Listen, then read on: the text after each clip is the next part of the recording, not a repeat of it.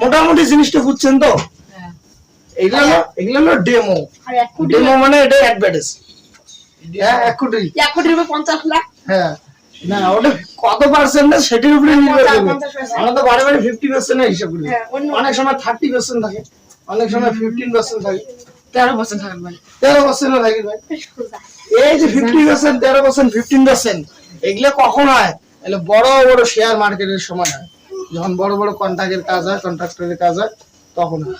তাছাড়া এই যে সুদেলি ব্যবসার ক্ষেত্রে, ব্যাংকের ক্ষেত্রে 7% সুদ দেয় ব্যাংক, 8% দেয়, 10%। শেয়ার মার্কেটে 12, 15, 50 এই রকম চলে। বুঝা গেল? 90% দেয়।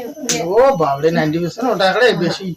যাই হোক সেটা পরের বিষয়। ফ্রি দেওয়া হয়। মোটামুটি এই জিনিসটা বোঝা গেছে তো? বুঝছো মোটামুটি? এটাকে বলা হয় রাত ঢালাই। রাত ঢালাই হলো।